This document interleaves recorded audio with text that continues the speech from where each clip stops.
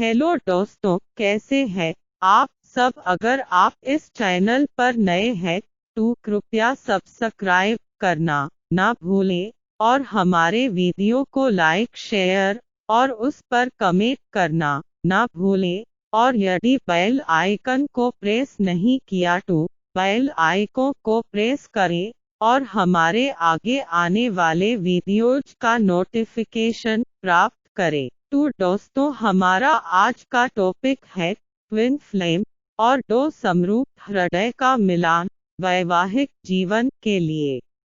Rules for twin flame consciousness. हमारे वैवाहिक संबंधों के जुड़ने के नियम।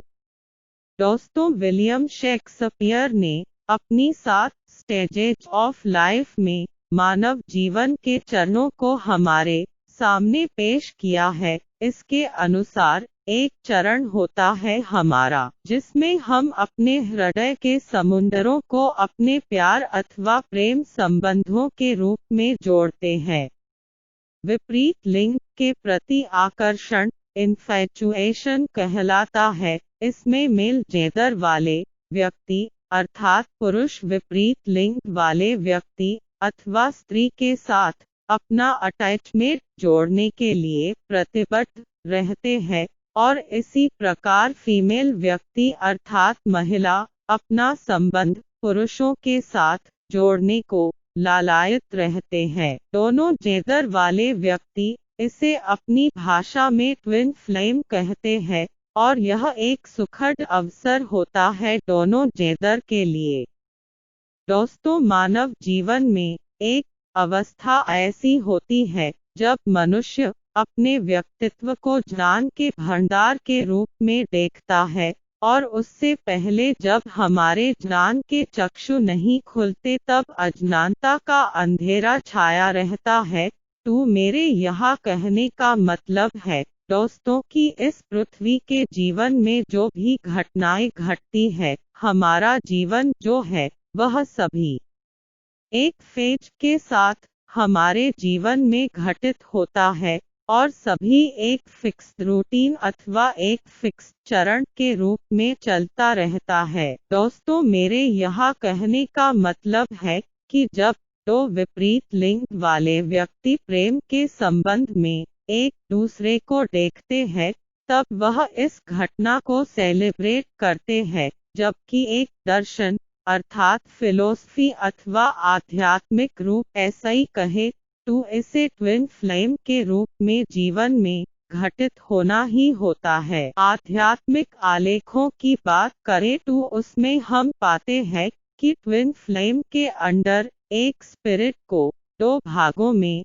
अर्थात मेल और फीमेल में विभक्त किया जाता है, और उनके कॉर्प्स एक दूसरे ऐसा ही अटैच होती है। जब वह पृथ्वी लोक में अर्थात संसार में मिलते हैं, तब उन्हें इन्फैचुएशन के रूप में और गर्लफ्रेंड और बॉयफ्रेंड के रूप में देखा जाता है। दोस्तों, एक बात और शेयर करते हैं, जो ट्विन फ्लेम होती है उनके कर्म संस्कार और हृदय में घटित होने वाले संस्कार एक संबंधित आवृत्ति लिए हुए होते हैं। अर्थात यदि वैवाहिक जीवन में मनुष्य पुरुष व्यक्ति को अपने विपरीत लिंग वाले व्यक्ति अर्थात महिला ऐसा ही मिलना होता है, तो उनके हृदय में एक समान की घटनाओं की आवृत्ति बनी रहती है। इसी प्रकार जब महिला मित्र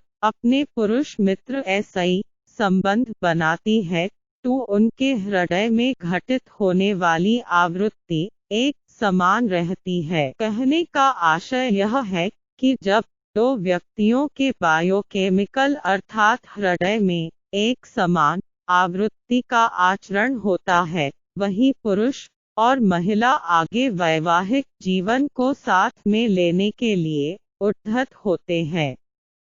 दोस्तों, आपने ऐसा महसूस किया होगा कि दो व्यक्ति लव मैरिज या अरेंज मैरिज करते हैं, तो इसका आशय यह है कि वास्तविक रूप ऐसा ही जो भी व्यक्ति हमें व्यवहारिक जीवन में पुरुषत्व महिला के रूप में प्राप्त होते हैं, उनका मिलान और संभावना 100% सही अवसर लिए हुए होती है, क्योंकि हमारा विज्ञान, हमारी आध्यात्मिकता एक निश्चित आवृत्ति में दोनों महिला एवं पुरुषों के हृदय में आच्छादित रहती है। दोस्तों, एक बात और शेयर करते हैं। बड़े बुजुर्ग जो उम्र में सीनियर वरिष्ठ होते हैं, वह कहते हैं कि मनुष्य का जन्म, मनुष्य की मृत्यु और मनुष्य का वैवाहिक जीवन आकाशीय तत्वों अर्थात भगवान के स्वरूपों के द्वारा निर्धारित किया जाता है।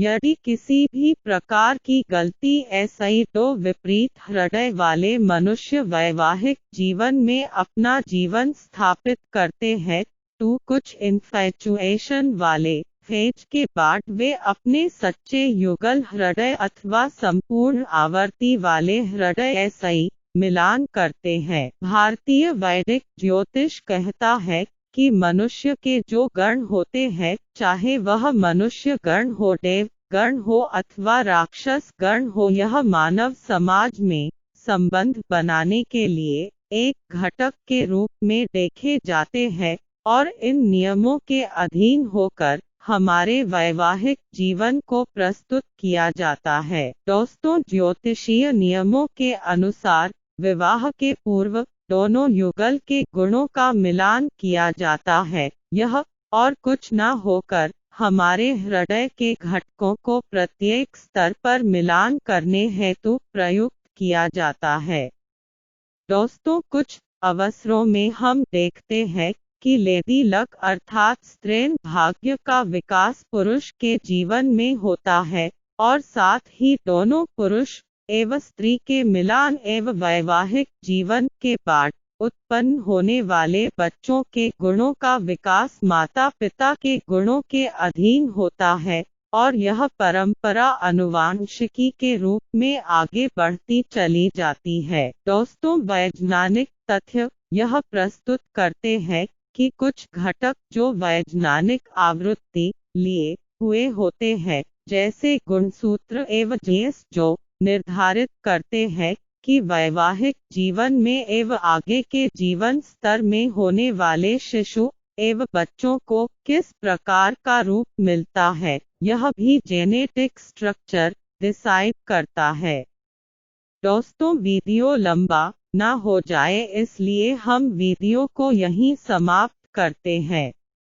अगर आप चाहते हैं कि ऐसे वीडियो और जानकारी आपको और मिले तो कृपया हमें सब्सक्राइब करना ना भूलें और बेल आइकन को प्रेस करना ना भूलें। धन्यवाद। आपका आगे आने वाला समय शुभ हो।